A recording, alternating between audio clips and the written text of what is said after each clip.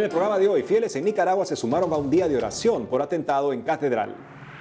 Al respecto tendremos una entrevista con el vicario general de la Arquidiócesis de Managua para analizar la situación de amenaza que vive la iglesia en Nicaragua. Además, en Estados Unidos, incendio arrasa oficinas de histórica parroquia católica. Gracias por estar con nosotros comenzando la semana. Soy Eddie Rodríguez Morel. Qué gusto que estén con nosotros nuevamente. Soy Silvia Ordóñez. Iniciamos el programa contándoles que el arzobispo de Managua, cardenal Leopoldo Brenes, convocó a un día de oración, silencio y súplica por el atentado en la catedral y que ocasionó que la capilla de la sangre de Cristo y las hostias consagradas se quemaran. Veamos los detalles.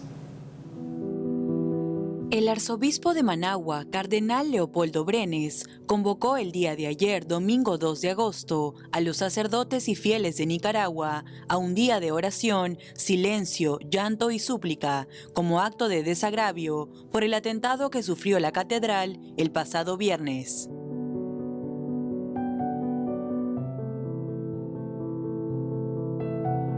Al respecto, el purpurado llamó a todo el pueblo de Nicaragua a orar y guardar silencio como reparación al ultraje, irrespeto, sacrilegio y profanación a Jesús en su presencia real del Santísimo Sacramento y ante la destruida y calcinada imagen de la sangre de Cristo. En esa línea, en su mensaje titulado Domingo de Rogativa y Silencio como acto de desagravio, el cardenal Brenes calificó al atentado como una acción demoníaca que no solo ha herido a Jesús en el Santísimo Sacramento, a la consagrada y venerada imagen de la sangre de Cristo, a su capilla, lugar de culto, a la iglesia catedral, templo madre de la arquidiócesis, sino también a todos los sacerdotes, religiosos, religiosas, fieles católicos, devotos de la consagrada imagen y hombres y mujeres cercanos de buena voluntad. Ante esta situación, el arzobispo de Managua pidió paz en el corazón para no caer en la tentación de la provocación y odio, y el rezo del Santo Rosario para que María al pie de la cruz lo sostenga. Cabe resaltar que el 31 de julio una persona no identificada ingresó a una de las capillas de la Catedral de Managua y lanzó una bomba molotov que provocó un incendio y destruyó el sagrario y la imagen de la sangre de Cristo. Un hecho que ha sido calificado de acto de terrorismo por el cardenal Leopoldo Brenes. Asimismo, recientemente se han producido otros ataques contra capillas en el país. Frente a este contexto, al finalizar el rezo del Ángelus el domingo, el Papa Francisco rezó por Nicaragua y recordó el reciente atentado que sufrió la Catedral de Managua. En ese sentido, expresó su cercanía al pueblo nicaragüense y recordó sus oraciones por el país.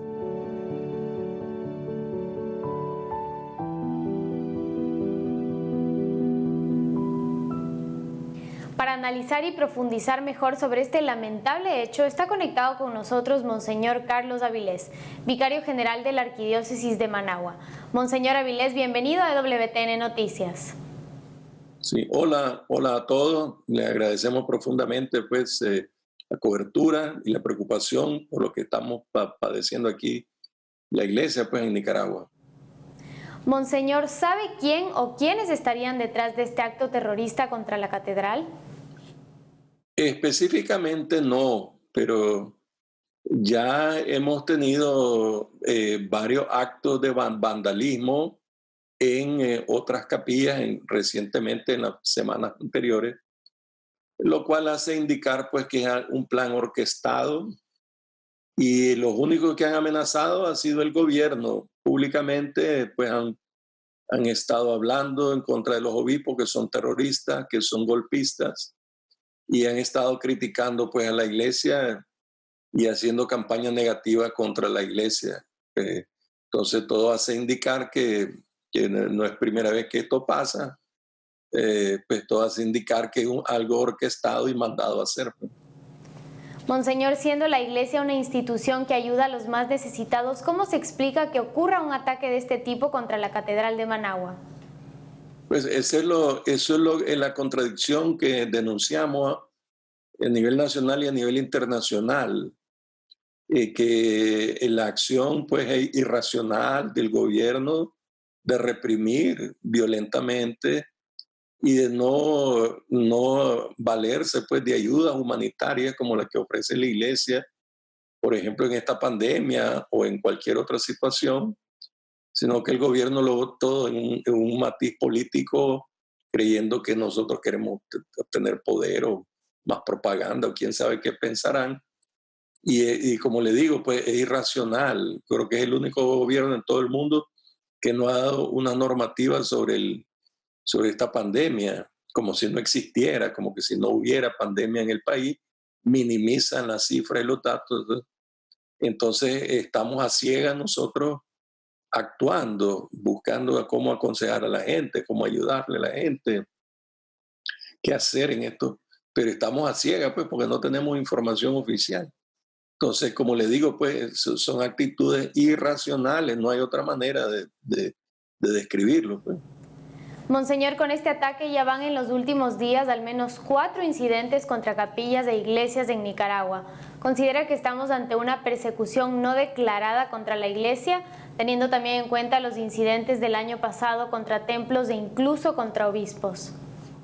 Indiscutiblemente, porque ha sido algo, como le dije anteriormente, sistemático, orquestado, se ve que es planeado. Han habido acoso en muchas iglesias, siempre hay presencia policial en torno a los templos, o le están tomando la placa a los carros de los feligreses que llegan. El ejemplo es claro, pues el padre Edwin Román en Masaya, que apoyó a unas madres en huelga, prácticamente encerraron la parroquia, una cuadra alrededor, cortaron la luz, cortaron el agua, y así lo tuvieron un par de semanas, pues, marginado y todo ahí, acosado, asediado. Y esto se ha repetido, pues esto se viene repitiendo en muchas parroquias, infiltran gente para escuchar qué es lo que decimos, y ciertamente, pues como usted dice, es una persecución no declarada, pero sí una persecución abierta contra la iglesia. Les molesta que la iglesia pues diga la verdad, les molesta que la iglesia sea pacífica, les molesta que la iglesia esté defendiendo los derechos más elementales de las personas, y entonces eso ha granjeado pues esta persecución a la iglesia, pero vamos a seguir adelante. Monseñor Carlos Avilés, muchas gracias por habernos acompañado hoy en EWTN Noticias, y lo acompañamos con nuestras oraciones por la Iglesia Católica en el país. Muchas gracias, y si estamos en comunión, en oración, les pedimos mucho, ahorita estamos pasando momentos de pasión, les pedimos nos apoyen con su oración. Gracias nuevamente, Monseñor. Cuente con nuestras oraciones. Pero este atentado a la catedral no fue el único que sufrió la iglesia en Nicaragua. Días antes, desconocidos profanaron y cometieron sacrilegio contra un sagrario dentro de una capilla dedicada a la Virgen María. Veamos. Hace unos días, el arzobispo metropolitano de Managua, en Nicaragua, cardenal Leopoldo José Brenes, pidió a los fieles que se unan en oración y estén vigilantes frente a la reciente profanación del sagrario de una capilla del lugar. Al respecto, a través de un comunicado, la oficina de prensa de la Arquidiócesis de Managua informó que se profanó y se cometió sacrilegio contra el sagrario de la capilla Nuestra Señora del Carmen, ubicada en la parroquia Nuestro Señor de Veracruz, en la zona pastoral de Masaya. Según se dio a conocer, el tabernáculo fue arrastrado por el piso de la capilla dedicada a la Virgen María. Además, se señaló que el arzobispo metropolitano de Managua recibió la lamentable noticia del padre Pablo Villafranca, párroco de Nuestro Señor de Veracruz. Por otro lado, a través del Facebook oficial de la parroquia, el padre Villafranca indicó que no tienen más que lágrimas, impotencia y frustración, pero que se levantarán y saldrán adelante. Asimismo, el párroco pidió oraciones y donaciones a los fieles para la reposición y reparación de micrófonos, cables, amplificadores, parlantes, cerraduras, candados y alcancías que fueron robados o dañados durante el crimen. En ese sentido, el cardenal Leopoldo Brenes condenó este acto que ofende a nuestra fe y pidió a los fieles que se unan en oración de reparación ante este lamentable suceso en el templo. Asimismo, pidió a los feligreses locales estar atentos y vigilantes en el cuidado de sus capillas.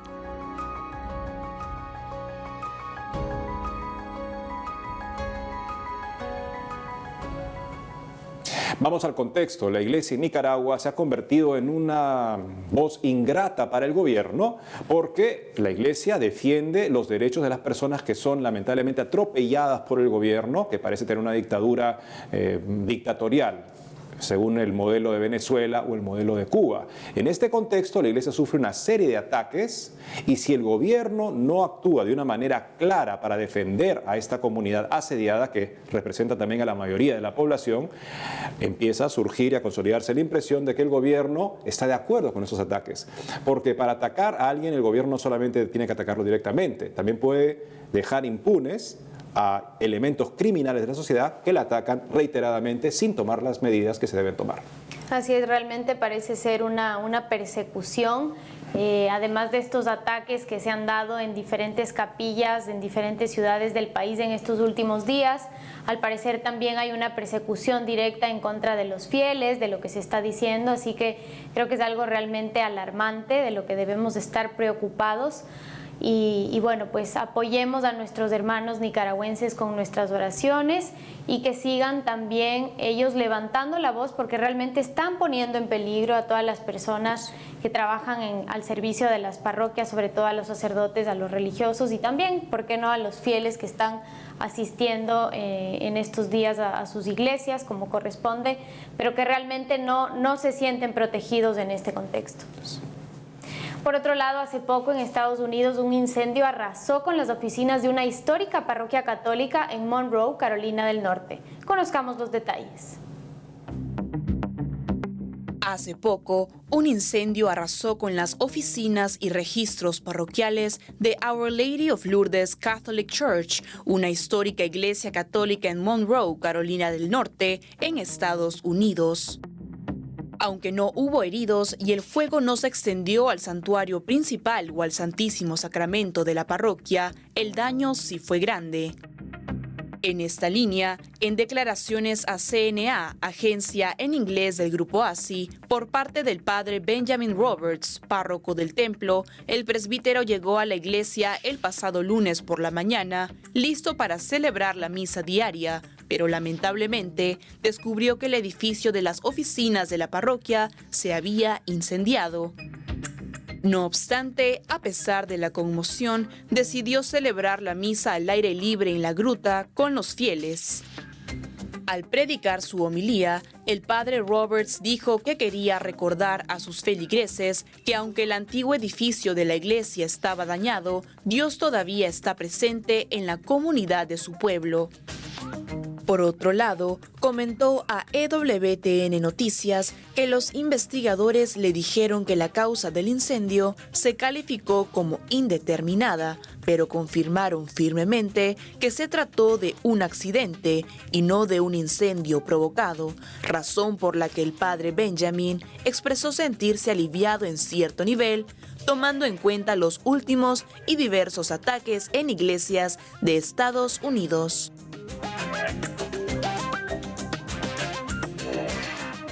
Amigos, tenemos que hacer una pausa, pero al volver, Conferencia Episcopal Colombiana inició conversatorios virtuales sobre el suicidio en tiempos de pandemia. Además, devotos de San Camilo en Bolivia llevan misa y Santísimo a hospitales en la pandemia. Ya regresamos con más información en EWTN Noticias.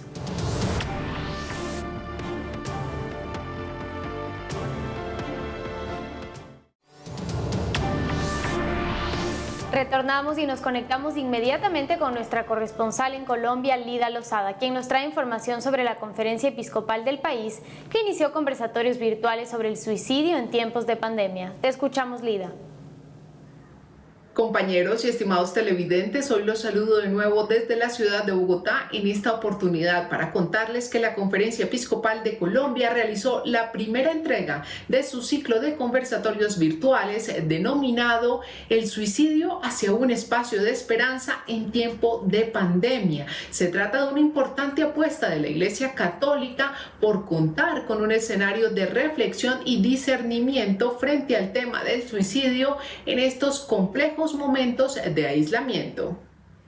De acuerdo con los organizadores, este proceso emprendido, que ha sido además transmitido vía Facebook Live, busca ser considerado también un espacio de esperanza y de salvación, abordando el suicidio como acto contrario al amor de Dios.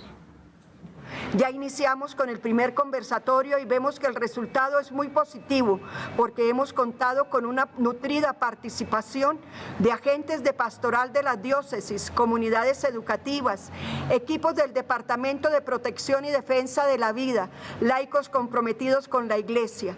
Tuvimos además un equipo de especialistas, profesionales e investigadores en el área de la salud mental y de amplia experiencia.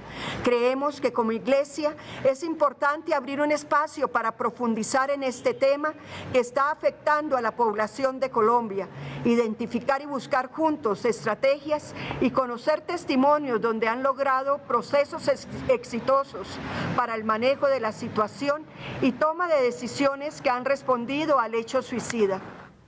Muy bien, y en otras noticias, la diócesis de Riohacha, bajo el liderazgo pastoral de Monseñor Francisco Antonio Ceballos, está decidida a apoyar e impulsar iniciativas que permitan contrarrestar la violencia contra la mujer en el departamento de La Guajira.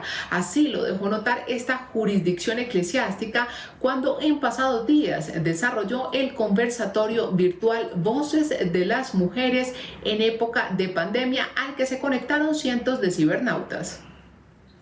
La actividad, liderada por la Oficina de la Mujer de esta diócesis, se da precisamente en un momento en que en medio del aislamiento obligatorio por la pandemia, la violencia contra la mujer en esa y otras regiones del país se ha incrementado, según indicadores de diferentes organizaciones de la sociedad civil. Durante su intervención en el evento, Monseñor Ceballos subrayó que la amenaza que plantea esta época en materia de derechos y libertades de las mujeres va mucho más allá de la violencia física. Por eso pidió visibilizar todo tipo de maltrato contra ellas al interior del núcleo familiar. La diócesis de Riohacha, liderada por Monseñor Francisco Antonio Ceballos Escobar, realizó el conversatorio virtual Voces de las Mujeres en época de pandemia, para llevar una voz de aliento a todas las mujeres que han sido maltratadas, violentadas. Contamos además con el apoyo de muy buenas panelistas que analizaron la situación desde el punto de vista jurídico, desde el punto de vista afrodescendiente, cultura wayú, derechos humanos y el educativo. Esto lo hemos hecho con el fin que la mujer sepa que hay algo en que apoyarse, sepa que cuenta con la Iglesia, porque la Iglesia quiere la proyección de la mujer desde todo punto de vista con una autoestima alta. Muy bien, amigos, eso es todo por ahora desde Colombia. Seguiremos trabajando para compartirles más información. Gracias, Lida. Ahora nos vamos hasta Santa Cruz, Bolivia, para conversar con Luis Marcelo Patiño Cruz, fundador de la agrupación Cielo, quien nos contará acerca de esta organización de devotos a San Camilo de Lelis, que hace 4 años forma voluntarios para trabajar en áreas de acompañamiento espiritual con las personas más vulnerables del país. Marcelo, bienvenido a EWTN Noticias. Muchas gracias y saludos a todas las personas que nos están viendo por EWTN. Soy Luis Marcelo Patiño Cruz, fundador de la agrupación Cielo, y con mucha alegría anunciar de que nosotros hace 4 años, bajo la inspiración de nuestro patrono, San Camilo de Lelis, que es el patrono de los enfermos profesionales de la salud y de los hospitales, llevamos adelante la formación de voluntariados de acompañamiento espiritual a los enfermos en los hospitales. Marcelo, cuéntanos, ¿qué los inspiró para crear esta agrupación Cielo? Nos inspiró mucha la necesidad. Yo lo hacía este servicio de visitas a los enfermos en los hospitales, llevando la música, especialmente cantándole a los pacientes, orando por ellos desde hace ya 11 años atrás. Lo hacía de una manera como hobby. Para mí era una actividad que realizaba los fines de semana junto con los sacerdotes de mi barrio.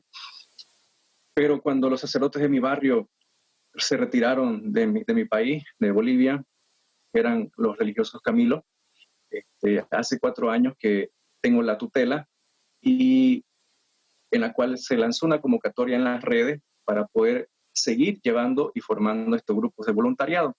Y con la bendición de Dios, esta convocatoria que se lanzó en las redes dio bastante frutos porque comenzamos a crecer en cantidad de personas de voluntarios y empezamos formando en 3 hospitales los voluntariados, pero después tuvimos 7, después tuvimos 10 hospitales, teníamos 13 y actualmente abarcamos todos los hospitales públicos en nuestra ciudad, que son como 18. Es decir, que tenemos actividades todos los días, todas las mañanas y todas las tardes tenemos cubierta. Antes de la pandemia ingresaban los voluntarios, servicio por servicio, inclusive los doctores nos acogieron de una manera tal de que hasta los mismos doctores nos pedían, vengan por favor, tengo mis pacientes que están delicados, necesitan oración, aferrarse en la fe. Y nosotros entrábamos hasta en las terapias intensivas, hasta los servicios de diálisis, las terapias intermedias. Gracias a Dios fuimos abarcando más servicios y realizando con los capellanes de los hospitales y los párrocos las misas dentro de los hospitales. Y también a los moribundos se les daba el sacramento de la unción de los enfermos, quienes pedían la Eucaristía, pero no podían salir de su sala, les llevábamos la Eucaristía, algunos pedían confesarse, entonces también la parte sacramental no le falta a los pacientes cuando realizamos este servicio, ¿no? Finalmente, Marcelo, ¿cuáles son los frutos que has visto en estos años de servicio y para aquellas personas que deseen formar parte de la agrupación, dónde los pueden encontrar? En este tiempo de pandemia estamos levantando los grupos, estamos levantando nuevamente ese servicio porque la iglesia nos convocó a guardar cuarentena en nuestros domicilios.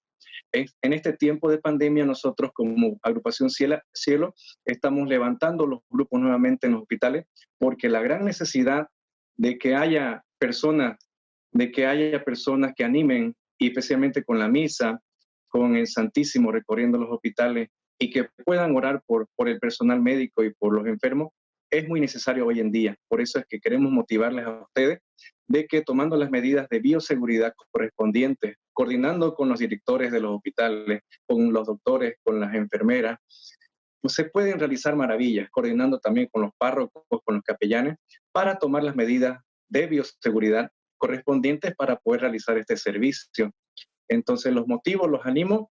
Nosotros aquí en la ciudad de Santa Cruz tenemos la página en el Facebook, Agrupación Cielo, en la cual nos pueden contactar, nos mandan mensajitos y a través de un número de WhatsApp, que es mi número personal, entonces les proveemos las herramientas necesarias, la información, para que puedan realizar su servicio de visita, acompañamiento espiritual a los enfermos en esta área, de manera especial en los hospitales. Luis Marcelo Patiño, muchas gracias por haber estado con nosotros en EWTN Noticias. Bendiciones y recuerden que los hospitales son lugares privilegiados donde podemos practicar la caridad, abrir nuestro corazón y de poder transmitir la palabra del Señor. No dejemos a un lado nuestros centros de salud, oremos por los enfermos, vayamos, incentivemos en la oración en estos tiempos de pandemia que son muy necesarios hoy en día, más que nunca. Gracias nuevamente, Marcelo. Y hace poco en Colombia un obispo aseguró que el demonio está furioso con los buenos sacerdotes que ejercen su ministerio a plenitud y en fidelidad. Escuchemos lo que dijo. Hace unos días, el obispo de Málaga Soatá, en Colombia, Monseñor Libardo Garcés Monsalve, aseguró durante una reciente homilía que el demonio está furioso con los buenos sacerdotes que ejercen su ministerio a plenitud y en fidelidad. De acuerdo a Monseñor Garcés, son muchos los peligros que vive un presbítero, además de los diversos obstáculos que enfrenta hoy la Iglesia para que ellos puedan anunciar y predicar el Evangelio. En esa línea, expresó que esta pandemia ha dejado precisamente al descubierto la oposición, incluso por parte de gobernantes, a la predicación y a la celebración de la Eucaristía, impidiendo de esta forma que los sacerdotes ejerzan su ministerio. Por esas razones, realizó durante la misa una oración para pedir la gracia y la protección de los sacerdotes contra las acechanzas del enemigo. Por otro lado, en diálogo con Así Prensa, el obispo de Málaga, Zoata, hizo hincapié también de que en varias partes de Colombia se nota la antipatía contra los sacerdotes antes que con el mismo riesgo de contagio, tomando en cuenta que en los lugares del país donde no se registran casos de COVID-19 se ha reaperturado todo, menos las iglesias.